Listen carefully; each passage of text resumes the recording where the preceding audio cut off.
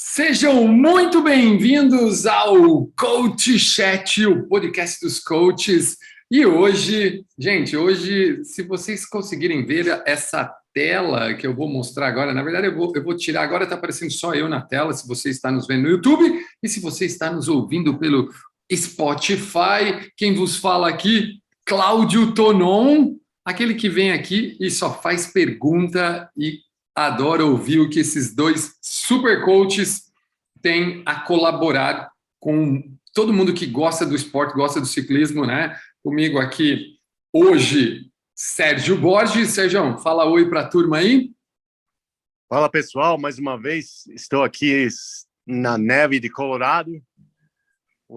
É um estado muito bonito, mas está menos 5 graus lá fora, então eu estou aqui dentro. Vou ficar meio quietinho hoje aqui dentro, mas estou empolgadíssimo com esse podcast de hoje, com essa presença especial aí, um grande amigo meu que também foi atleta meu e ele também é casado com uma atleta profissional muito conhecida.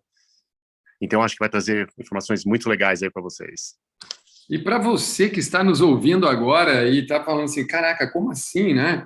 Hoje, gente, a gente deu uma folga para o nosso coach Ronaldo Martinelli, né, que está precisando fazer, afinal, né, o cara deve dar um rolê logo, então ele está descansando, e hoje nós temos um mega convidado especial, gente, diretamente dos Estados Unidos, né, a gente tem aqui o Sérgio, fala o nome dele certinho aí, cara, para não ter erro de eu falar errado o nome. Para mim, o super convidado hoje, Jay. Sérgio, apresenta o Jay aí, por favor, que o nome certinho, apresenta ele aí, depois eu faço as entradas principais aí, cara. Bom, o sobrenome do Jay é um pouco complicado e eu também não sei se você pronuncia certo. Jay is going to forgive me if I pronounce your last name wrong. Prashun? Yep, got it. I got it? Okay. Well, Jay, eu conheço o Jay há muitos anos, ele está envolvido no esporte aí de ciclismo e triatlon por pelo menos também umas 3 décadas. O Jay foi o editor da revista Triatlética, que eu acho que muitos aí no Brasil conhecem. Também depois ele foi o editor sênior também da revista Lava Magazine, que era aquela revista que foi do grupo Ironman, quando teve aquela revista, e ele trabalhou nessas empresas por 20 anos, e depois ele continuou na área, ele foi trabalhar na Canyon Bikes, né, que eu acho que muita gente aí no Brasil está começando a conhecer aí essa empresa de bicicletas alemã aí, muito famosa.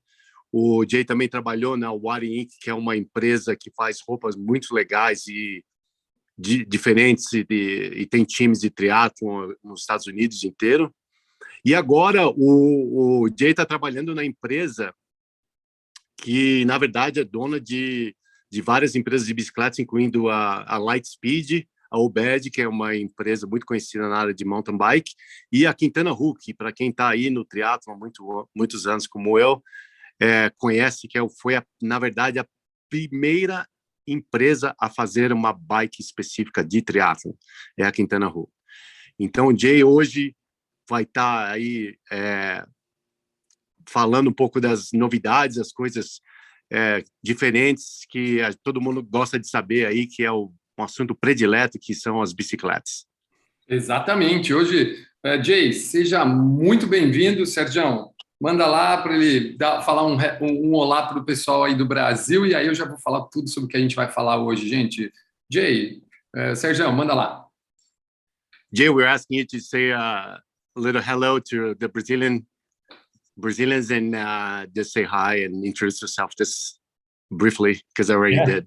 Yeah, glad to be speaking with triathletes in a country that I'm very fond of having. My second Ironman ever was Ironman Brazil in Floripa, and got to spend quite a bit of time down there with Fernanda Keller, and so it's a pleasure to be speaking with the Brazilian people.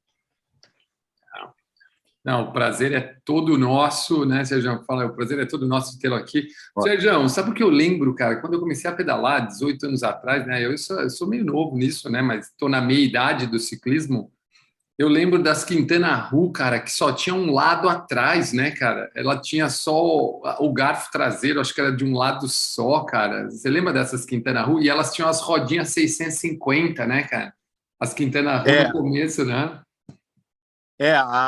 essas rodas 650 foi, na verdade, desenvolvida pela Quintana Roo. Eu tive É, uma bicicleta dessa também. Depois eu vou postar aí uma foto minha fazendo um Ironman da Suíça que eu fiz lá com a Quintana Roo, uma vermelhinha que eu tinha. Mas eles foram os primeiros a começarem a estudar uma geometria que seria mais apropriada para o triatlon devido a usar o clipe, né? E naquela época eu lembro que a gente passamos muitos e muitos anos usando essas rodas Aro 26, né, 650, 650. e era coisa da moda, era uma coisa, eu acho que acredito que vários triatletas aí do Brasil, das antigas aí, com certeza pedalaram com uma Quintana Roo também. Duas coisas que eram muito famosas nessa época, né, Sejão? As rodinhas 650 e quem não pedalou com uma Spinerge, né, meu, dessa galera aí, né? Que essa roda também ela ficou muito Spinerge, sei lá como fala, né? Em inglês, essa roda ficou Spinach, muito famosa. Vamos lá, gente. Esse podcast hoje vai falar sobre como o que o Sérgio disse, é um pequeno aparato que todo mundo que ouve o nosso podcast gosta muito. Nós vamos falar de bicicleta, gente. Nós vamos falar literalmente de bicicleta, aquilo que nos move a estar aqui. Sérgio, Ronaldo, grandes coaches aí que ajudam cada dia mais pessoas a terem oportunidades de pedalar, né, de curtir aí, conhecer o mundo em cima de uma bicicleta. E a primeira pergunta, né, que o Jay, pô, com toda a experiência dele, vai poder aí mostrar para a gente. Sérgio, manda lá, Jay, é com você agora. Quais as maiores diferenças das bikes nos últimos 10 anos? Manda lá, Sérgio. Okay, Jay, we're going to start now. Handing over to you. The first question is what are the biggest differences in the bike evolution in the last 10 years? Yeah, I think the biggest thing is integration. You know, understanding that the bike as a vehicle for aerodynamics is one thing, and it's right now we're making very, very small gains aerodynamically.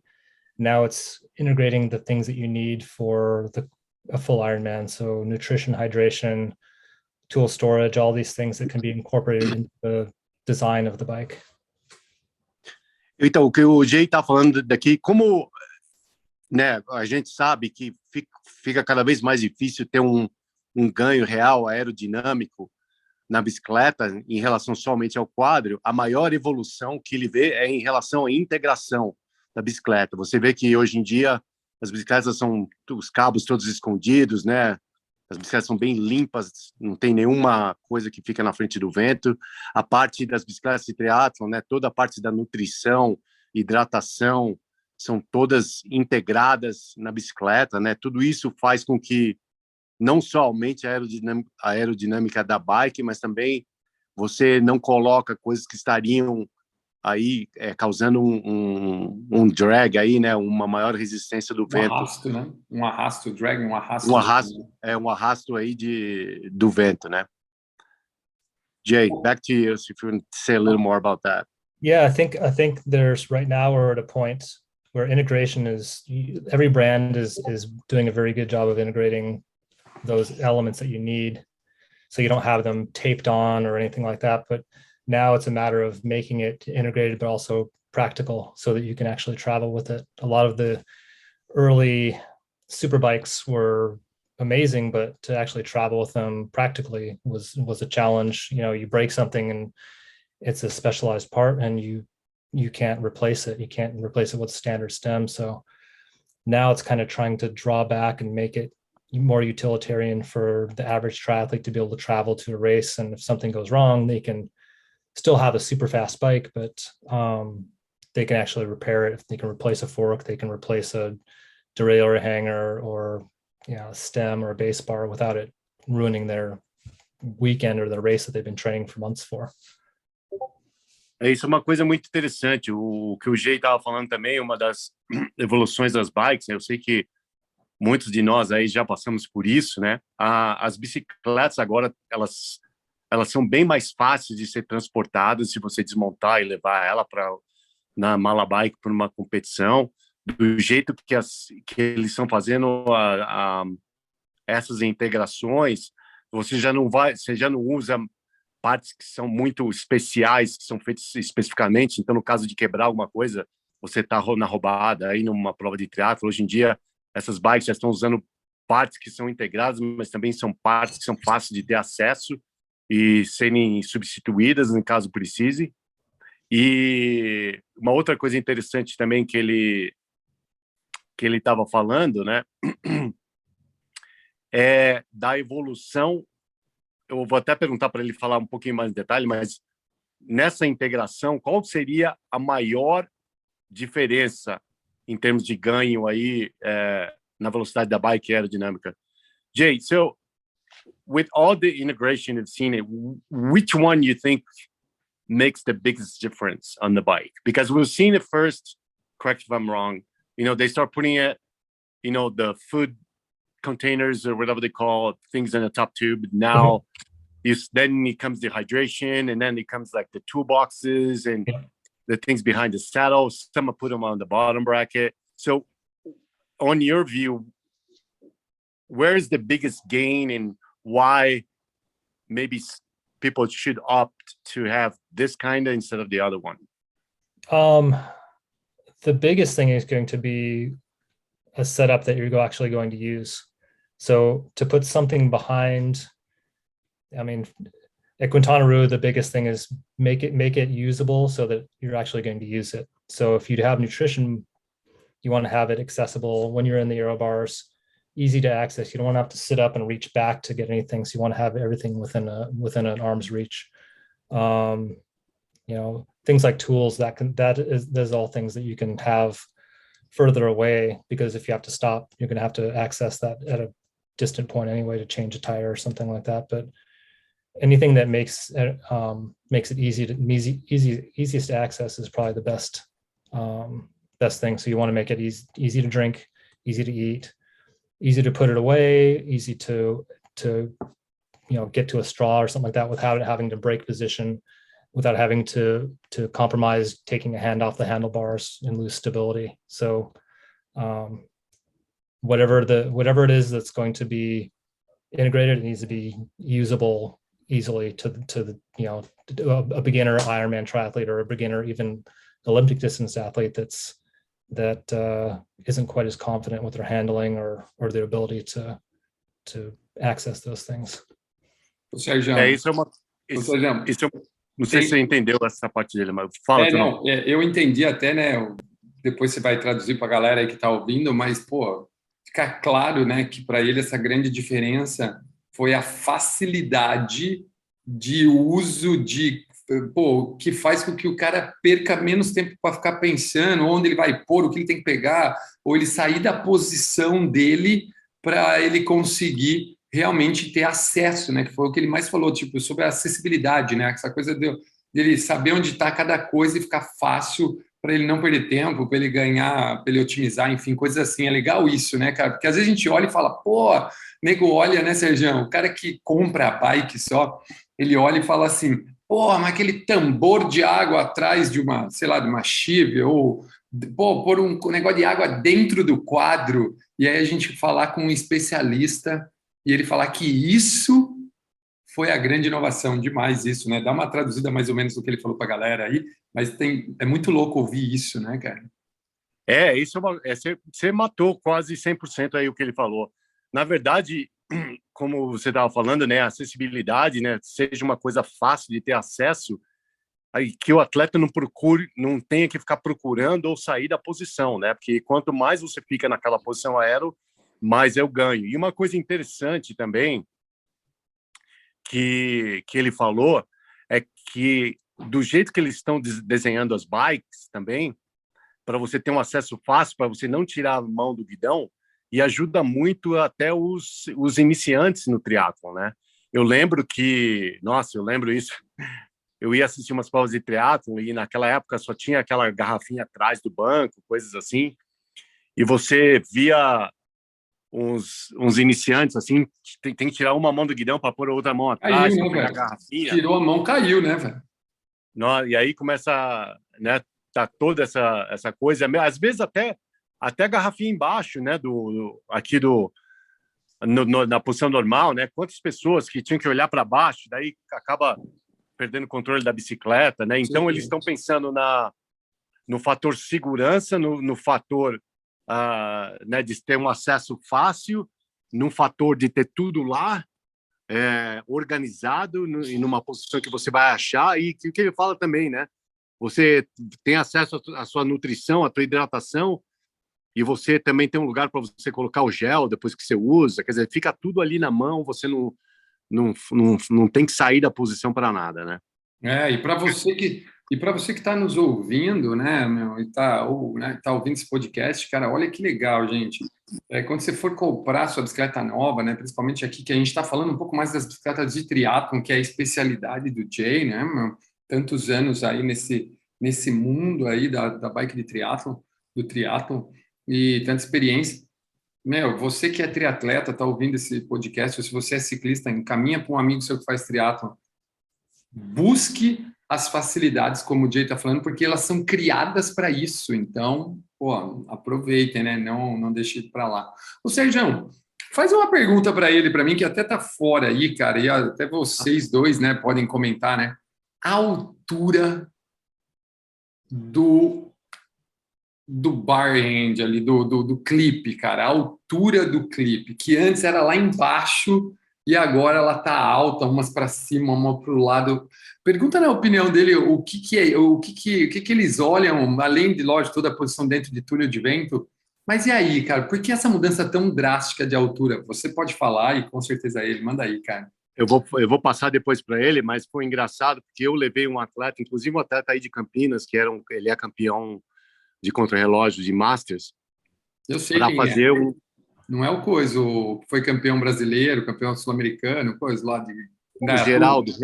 Geraldo Reis. Ah, eu já ouvi falar, mas não é. Ele compete aí no Velo. Ele é mais velho, né? Mas ele compete. E eu levei ele lá no Túnel do Vento, lá em San Diego. E já naquela época, fazem muitos anos isso, vou te falar, no mínimo 10 anos, bem antes dessa moda nova, a gente fez muito teste. E uma das coisas que a gente já tinha, que a gente descobriu nesse teste foi que, na verdade, você colocando o teu handlebar, o teu clipe mais alto, você consegue colocar a tua cabeça numa posição mais baixa, mais relaxada. E porque, na verdade, a cabeça é o que tem o maior arrasto, é a cabeça. Porque, na verdade, quando você coloca o guidão muito baixo, você tem que, na verdade, levantar a cabeça mais alto. Você coloca o guidão mais alto, você consegue, na verdade, colocar a cabeça mais baixa. Mas o Jay vai explicar, porque, aliás, ele acabou de sair do Túnel do Vento lá no Texas, que levou um dos atletas profissionais da Quintana Roo lá para fazer um teste, então ele vai passar aí para vocês. E eu vou manda ver. Muita informação quente, né? Informação quente. Manda lá para ele. Jay, we have a question that's out of what we had planned before, but Tonon was asking about the new handlebar, aerobar position. Yeah, fill the space. No, why it's so high now compared, because before, remember we used to slam the bars very, very low. Yep. And why now everyone's actually going? I think if I'm not wrong, I think if I look at Ian Frodeno's position, I think his aerobar pads are almost aligned to their saddle, which was unheard of 30 years ago. Right. Yeah, it's funny. I just got back from the wind tunnel with Justin and Jeannie Metzler last week. We took them to the tunnel for some testing on the new VPR, but also to adjust their fit to the new bike. And Justin Metzler has the same thing. He has the drag to zero extensions that come up at a really steep angle. And I asked them the same thing. There's a shielding of, putting the forearms and between the aero bar's bottle in between to help kind of like blow wind past you. But a lot of it for him is being able to brace his upper body up against the forearm cups. So he's able to get stability that way. He's got a really narrow, like literally his forearms are right next to each other. So it provides a bit of stability. He's literally resting his upper body onto his elbows forward, and can sustain that over an Ironman distance ride, 5 hours. So, but I think obviously a lot of that's going to come down to a fitter, and being able to have a fitter determine whether that's the right move for you. Yeah, I couldn't believe it how comfortable that position was when I first set that up for myself. Yeah. And then I was like, I wasn't for the first time struggling to be on the trainer for a long period of time on the air positioning with that. It's amazing. And it's crazy because it takes so long for me to convince an athletes that position is more comfortable, because they all think that's the worst position ever. No, it's working. Yeah. Winning Okay, races. let me translate that. Yeah. Bom, pessoal, então o que o Jay estava falando, ele acabou de sair do túnel do vento lá no Texas. Ele levou 2 atletas profissionais da Quintana Roo para lá para testar a nova bike que eles estão lançando, mas também para ajudar a posição. E uma das coisas que é interessante, né, além desse ganho aerodinâmico, porque na verdade quando você coloca o braço mais alto, o vento ele vai bater no teu braço e vai passar por volta do teu corpo. Então o vento na verdade não vai estar atingindo duas partes do seu corpo separadamente, vai estar atingindo uma parte de uma vez só. E uma outra coisa que eu também comentei com ele que eu havia notado é que, na verdade, essa posição também ela é uma posição bem mais confortável, porque você consegue colocar todo o teu peso em cima do cotovelo. E no caso do atleta, né, que ele estava comentando, ele consegue o teu torso, você consegue colocar o peso do corpo em cima do cotovelo, que fica uma posição bem mais fácil, sem você ter que requerer nenhum músculo para ficar segurando o core, menos core para ficar segurando o teu corpo. Então, na verdade, é uma posição que, além de ser mais aerodinâmica, ela também se tornou uma posição bem mais confortável. Tanto que ele até consegue ficar com o cotovelo bem próximo um do outro. Fala, Tom. Aumenta a estabilidade, né, Sérgio? Ele falou que aumenta a estabilidade do atleta em cima ali também, né?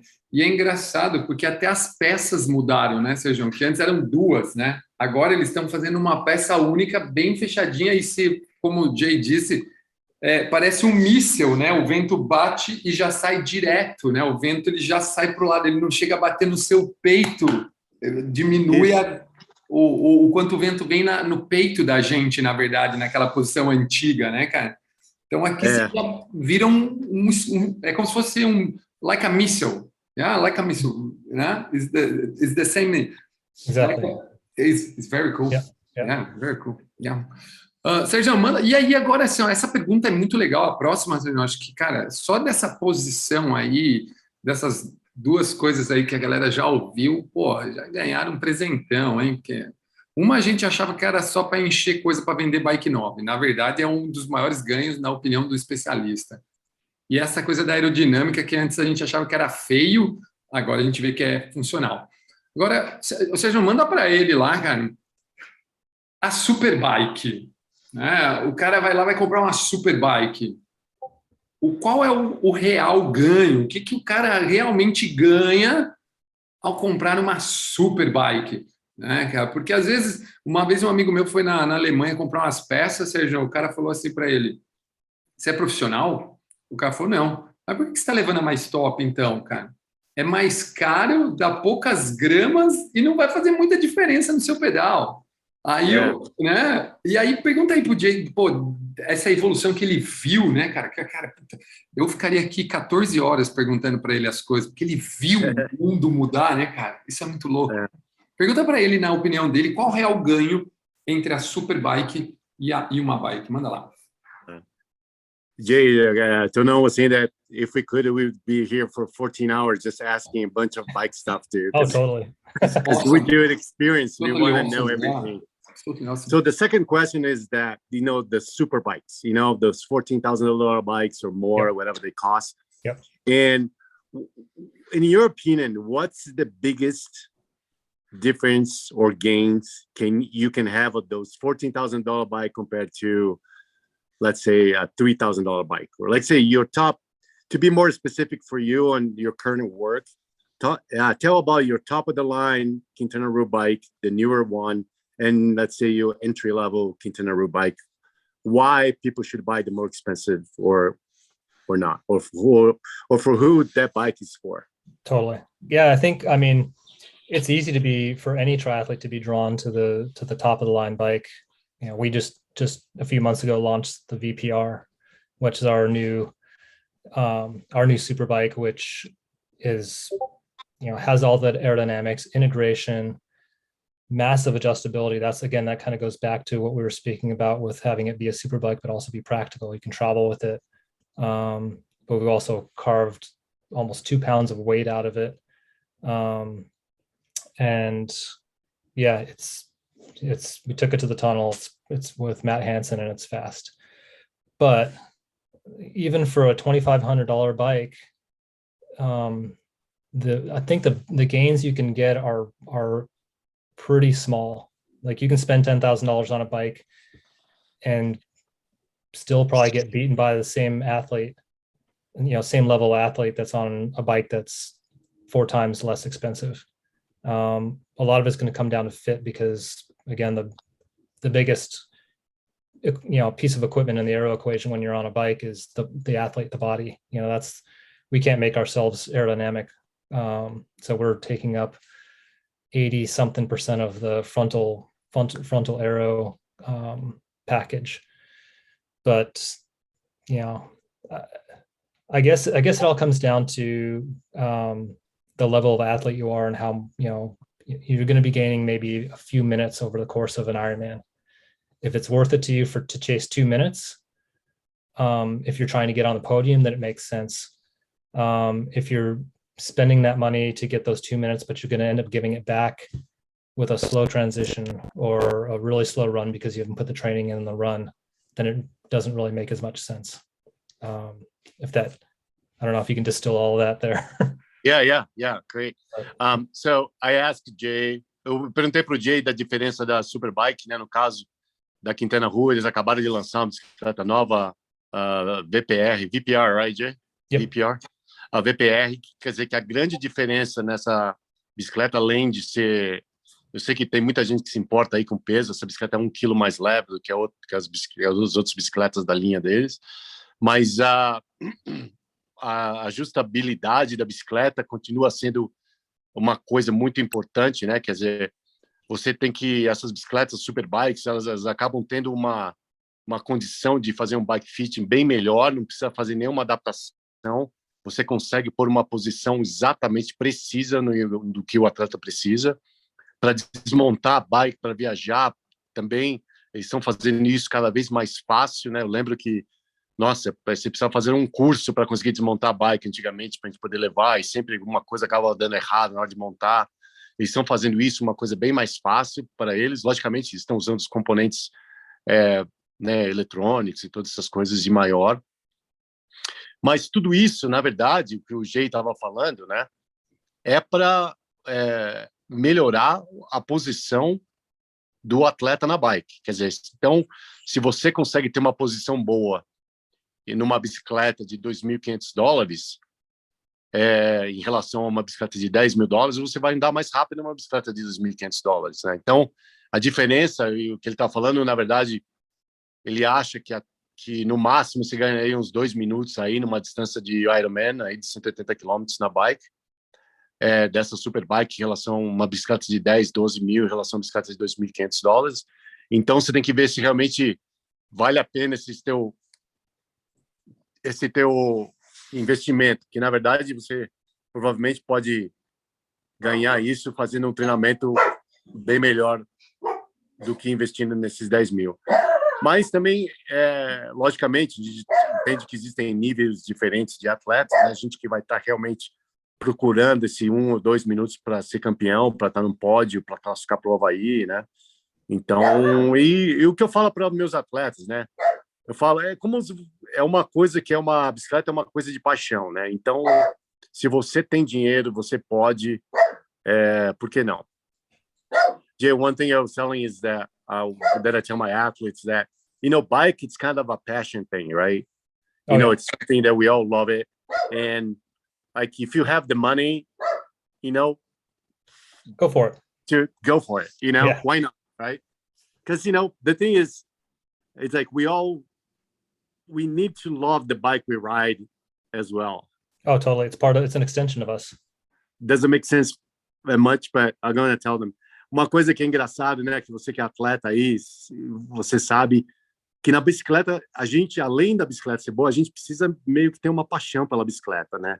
A gente precisa gostar. Às vezes, se não é da cor que a gente gosta, não tem uma coisa ali que a gente gosta, a gente acaba, né, não preferindo tanto como uma outra. Fala aí, Tonão, o que você acha? Meu, a vida inteira, Sérgio, a vida inteira, eu sou enjoadíssimo, sabe? Tipo, cara, eu não compro coisa que tem marca, e não sei o que, eu sou enjoadíssimo para isso, né, meu?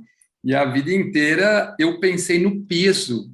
Olha que loucura, né? A vida inteira era assim, ó, tudo que era mais leve, it's lightweight, I want. It's lightweight, I want.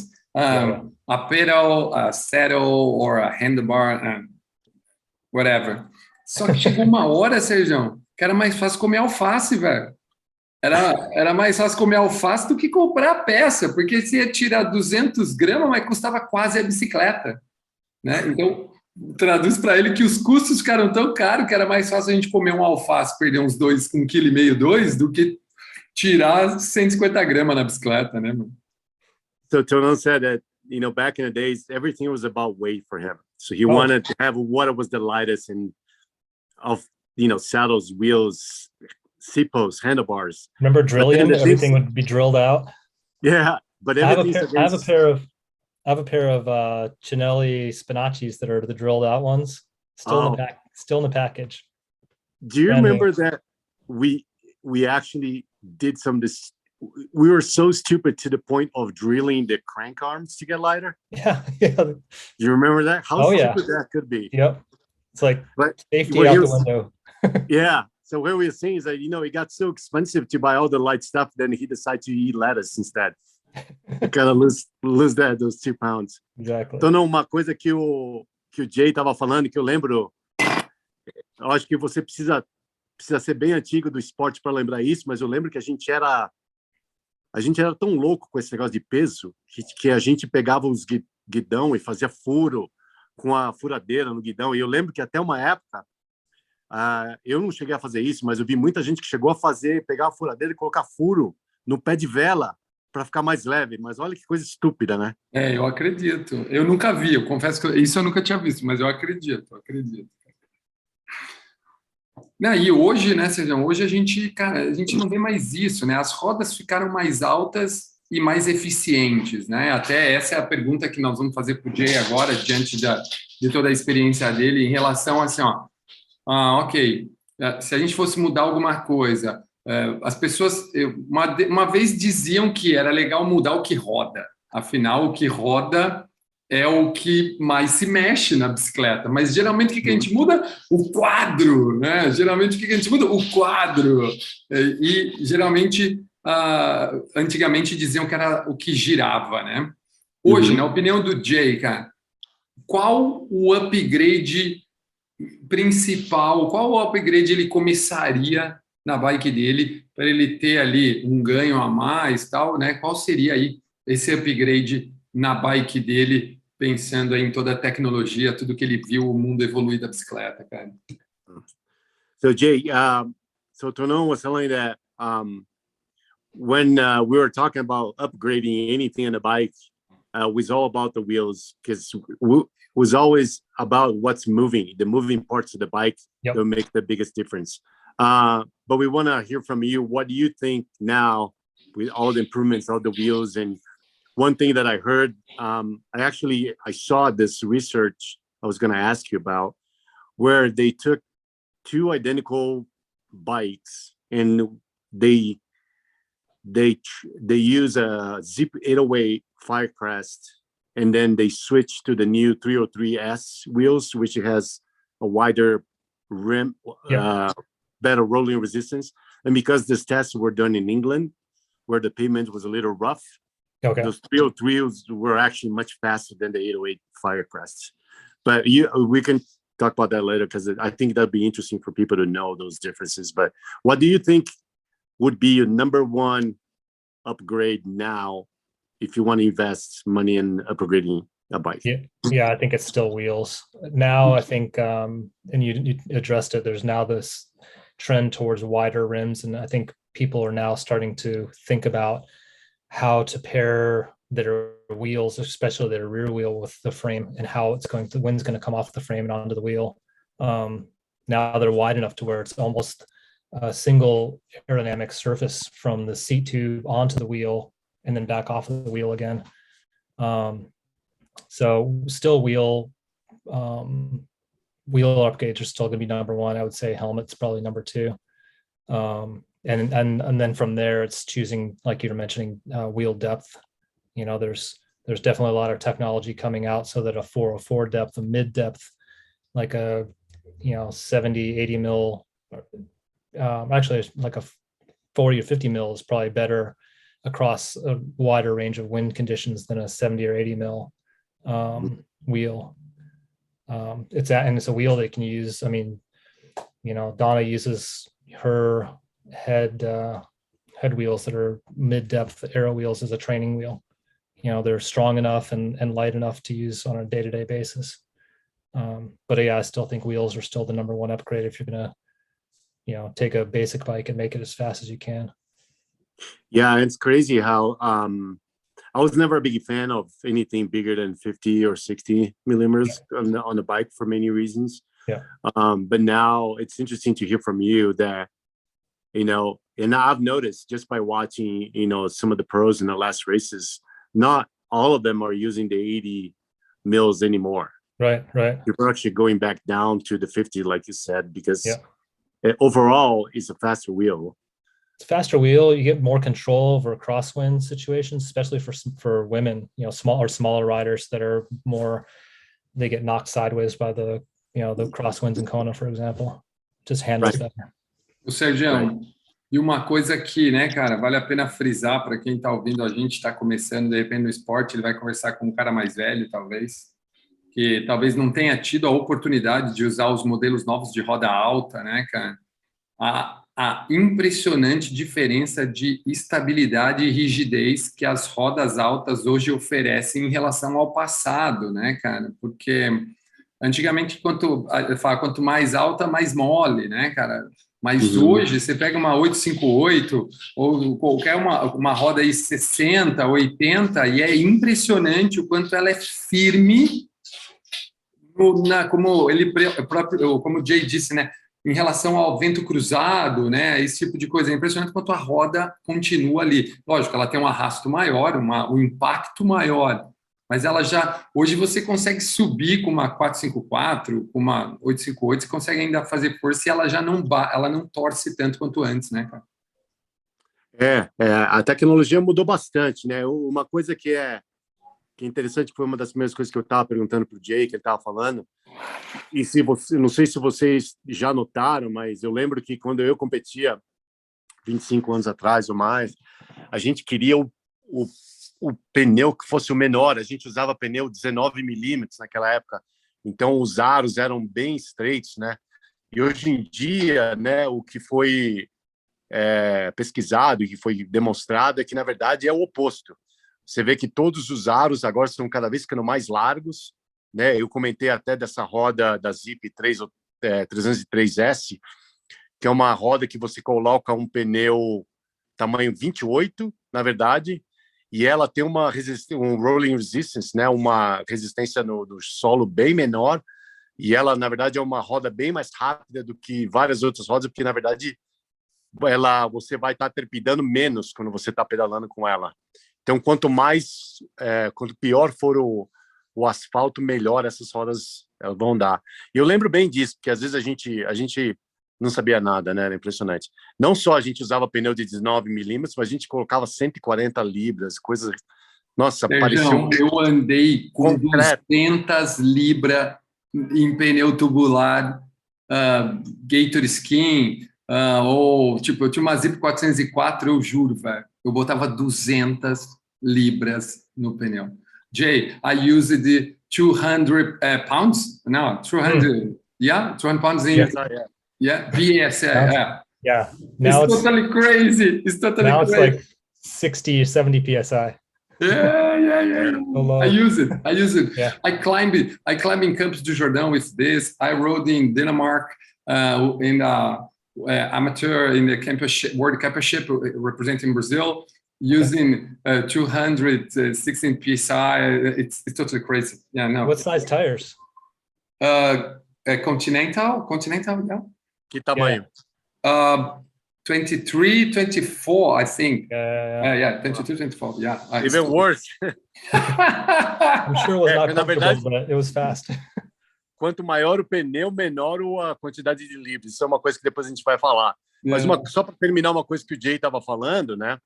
Hoje em dia, o que você pode notar, que eu até já havia notado, que os atletas profissionais estão voltando para os aros de tamanho de 40 e 50 milímetros.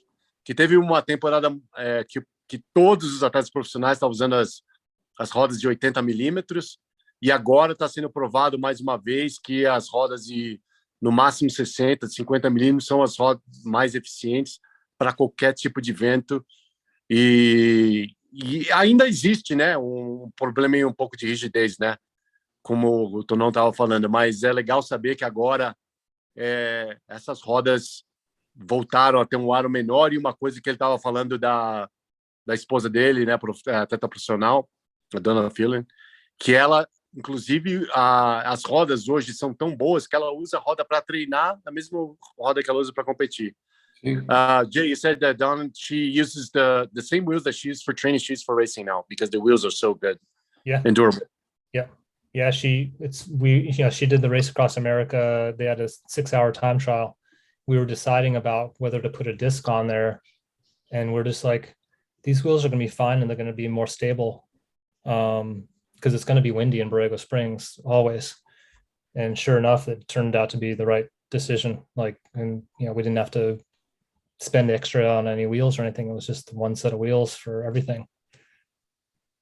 So that's enough. Yeah, so it makes you wonder, if it's worth it to invest in a disc wheel, because it seems like people are using less and less. Yeah, you really have to. What the wind tunnel say? What's that? What's the wind tunnel say? I think it's faster, but I think the minimum, you have to have perfect conditions, and you have to be, someone that's probably wanting to spend $1,800 on a single wheel that gets used once or twice a year.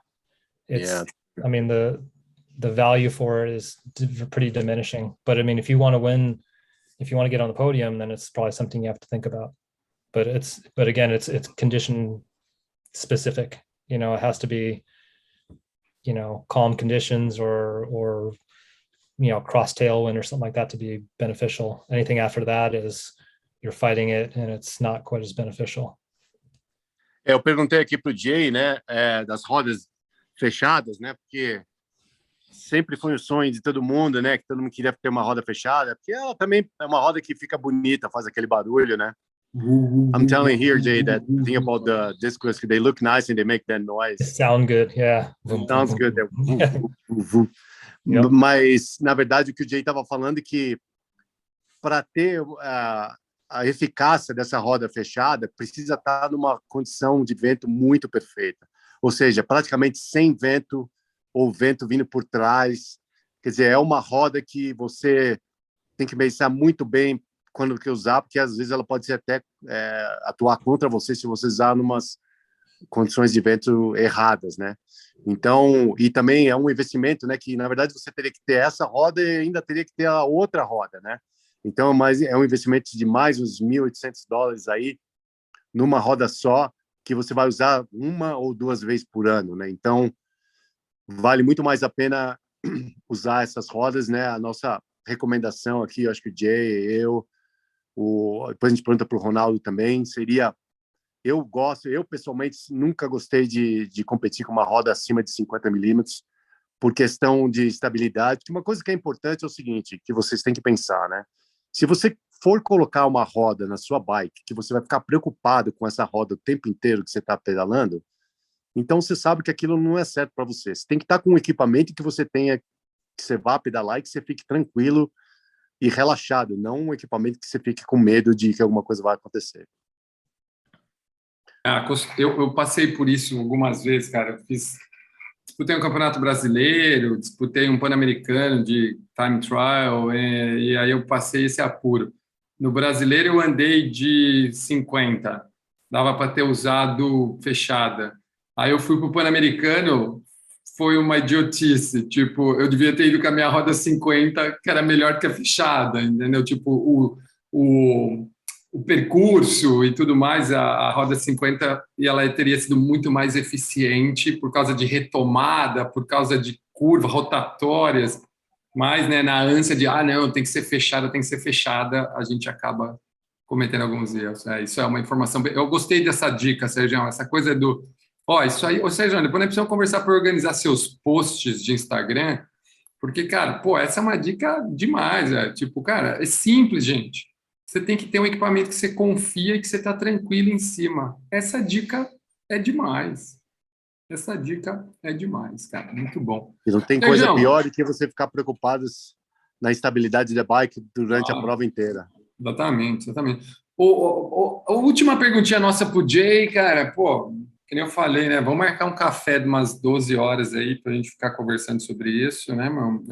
Eu até preparo as perguntinhas em inglês.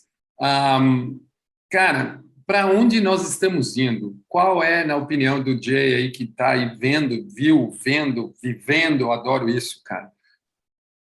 Para onde a gente está indo com as bicicletas, cara? Essa indústria, essa evolução. O que está chegando de novo aí que ele pode dar um spoiler para a gente? Okay, Jay, now we're going to press you. You're going to have to open all your secrets. All right. Then you have to tell us the black box. What's coming? What's coming in the bike industry? What's new? What do you see that's coming? Where are the biggest changes in technology? What can we expect to see, and where do you think the bikes are going? It's funny. So when I was at Triathlete Magazine, I used to do what I called engineers roundtable. So I brought Gerard Verumen from Cervelo, Brad Devaney from Quintana Roo, all these top engineers that are making the world's fastest bikes. I brought them together in Kona, and we sat around and had Mai Tais and Cokes and coffees, and basically had all these top big brains in the sport talk about where the sport is and where it's going. The one thing that I remember a lot of the engineers talking about they're saying we're just about at the max of what we can achieve with a bicycle. Like everything now is just fractions of watts with a frame. You're looking at changing, the depth of an aero section or the width of it.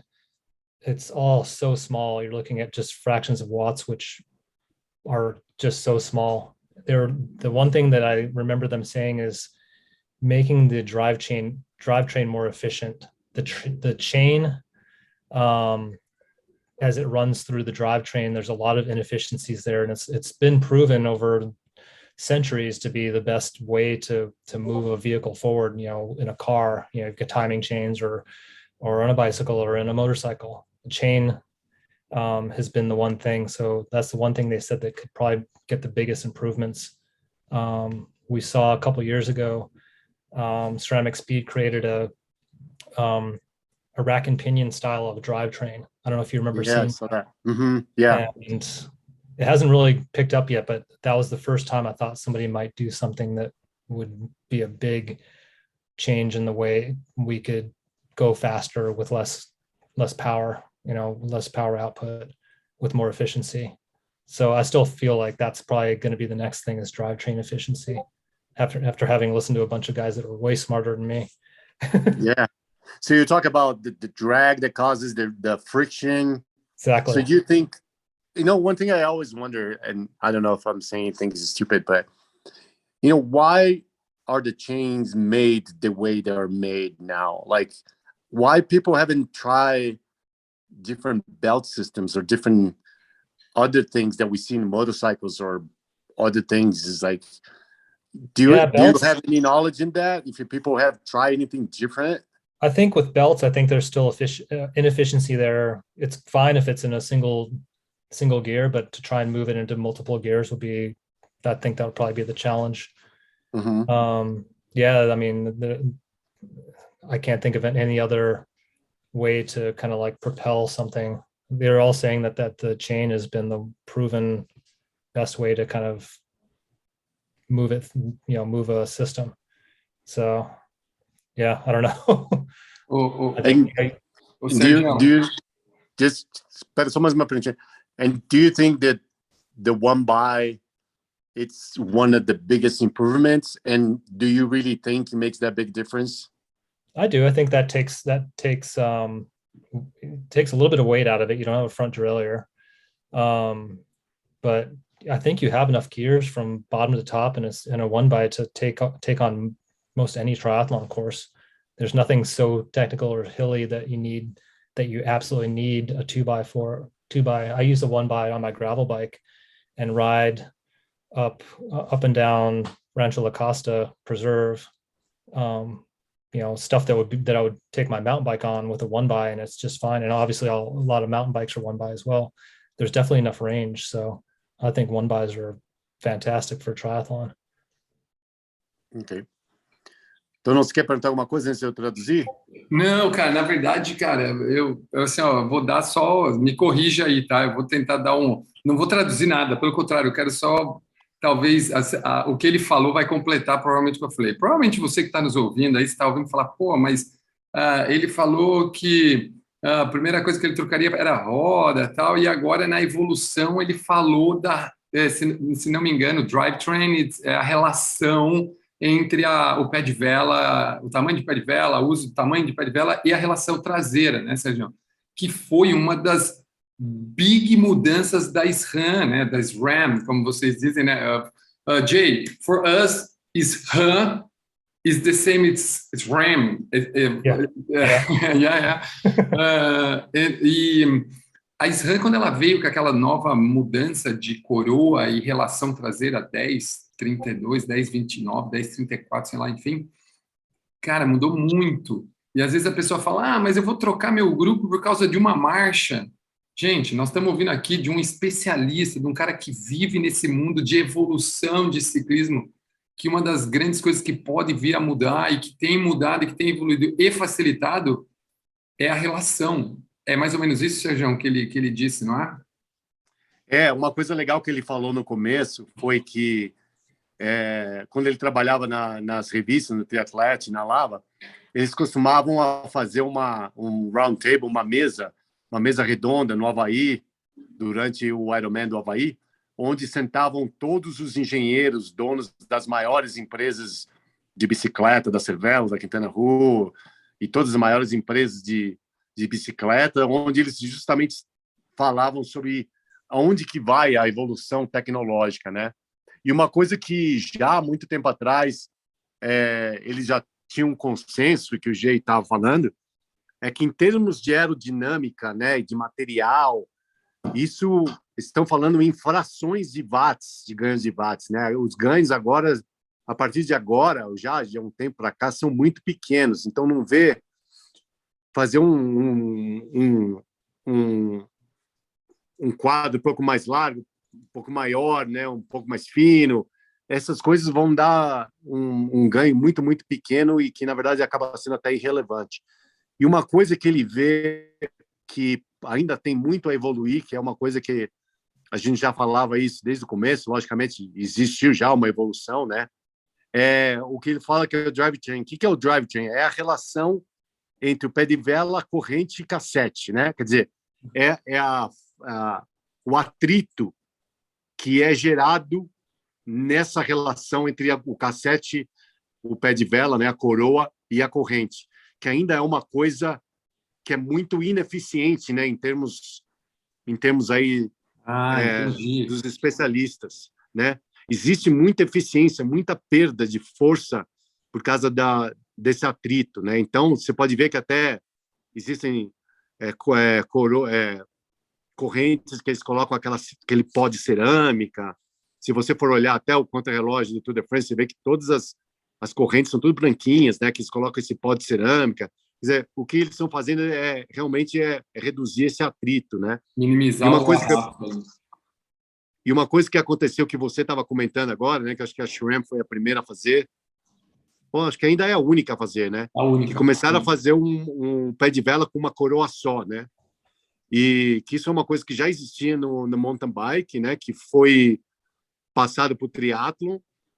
E porque eles têm uma relação tão grande agora, né? Como você comentou, de 10 até 36, na verdade você acaba tendo quase todas as opções que você tinha no duplo, só que você não tem o câmbio dianteiro, que é uma coisa a menos para quebrar e também é uma coisa mais leve, e você não tem o que a gente chama de cross-chain, né? Aquelas cruzadas grandes, quando você põe na coroinha para pequena, essas cruzadas provocam bem mais atrito também, então isso aí é uma coisa que está sendo utilizada. Ele falou que na bicicleta de gravel dele, ele falou que ele sobe paredes, faz tudo também tem aqui nos Estados Unidos a gente chama de one by, né? É um X, que seria uma só coroa. Mas ele ainda acha que a evolução, se for acontecer, vai ser nessa área. E até a SRAM mesmo lançou numa das Interbikes, que é um dos shows de bike que tem, foi na Eurobike, uma delas, que é um sistema, não sei se você chegou a ver, não, mas não tinha corrente. Era um sistema de a Ceramic Speed, que foi que mostrou a bike que era encaixado, parecia um cardan de caminhão. Isso, exatamente. É isso aí.